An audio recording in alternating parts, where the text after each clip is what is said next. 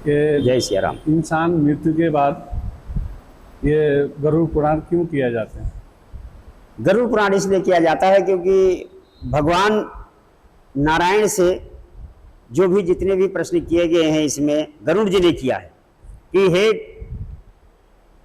नारायण, हे विष्णु, जो 18 पुराण बने वो बने धर्म और पुण्य के लिए, ज्ञान के लिए, दान आदि के लिए। लेकिन अगर कोई पाप कर्म करता है और उसका मरण हो जाता है तो उसको किस तरह जाना पड़ता है, ये सब विचार करने के बाद में इसमें प्रथम अध्याय में गरुड़ पुराण में प्रथम अध्याय में कहते हैं, एक श्लोक भी भगवान नारायण के द्वारा कहा गया है, कहते धर्म दृढ़ बद्ध मूलो वेद स्कंध पुराण शाखा ढया कर्त कुसुमो मोक्ष फलो मधुसूदना पाद पूजयते।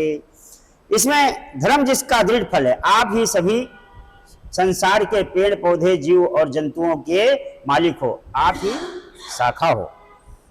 इसलिए हमको ऐसा उपाय बताए कि जो मरणोपरांत अगर पापी है, कुछ पाप कर्म हो गए हैं, तो उसका उद्धार कैसे हो।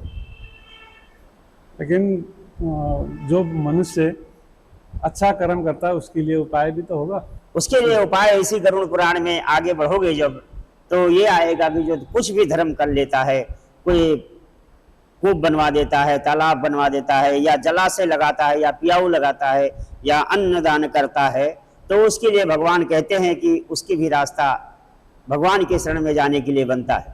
लेकिन कुछ करना चाहिए। अगर मनुष्य तन मिला है तो पुण्य का कार्य जरूर करना चाहिए। और आगे एक बात भी है, जो बैतरणी नदी पार किस लिए करे, उस पार करने में क्या मिलेगा? भगवान नारायण कहते हैं गरुड़ से, हे गरुड़, मनुष्य तन अगर मिला है तो पाप कर्म में लिप्त ज्यादा नहीं होना चाहिए। अपने परिवार को पालते हुए धर्म के भी कार्य में लगना चाहिए। बैतरणी में वो जाता है जो हमेशा किसी की बुराई करता है, किसी से द्वेष रखता है, किसी का धन हरण करता है और 24 घंटे वो लंपट में ही लगा रहता है। ऐसे जो मनुष्य होते हैं वो बैतरणी में जाके पढ़ते हैं।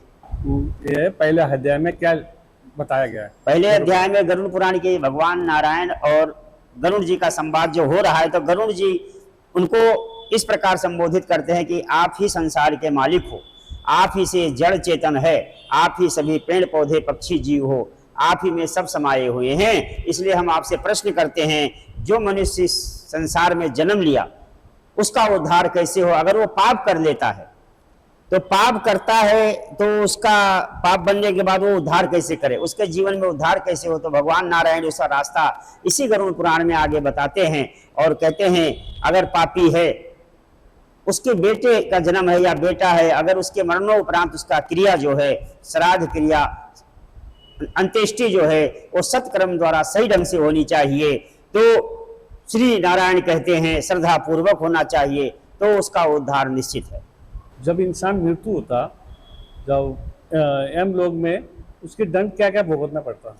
जब दूसरे अध्याय में भगवान नारायण से गरुड़ जी प्रश्न करते हैं कि हे नारायण, जो पाप करके मनुष्य मरणोपरांत नरक जब जाता है, यम मार्ग में उसको कौन कौन से पाप भोगने पड़ते हैं, उसमें उसको बहुत कष्ट भोगना पड़ता है।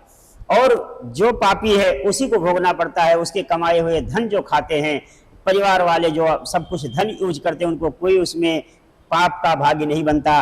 पाप का भागी वही बनता है जो मनुष्य पाप करता है। इसलिए मनुष्य को चाहिए कि अपना परिवार भी पाले और धर्म के कार्य को भी करे।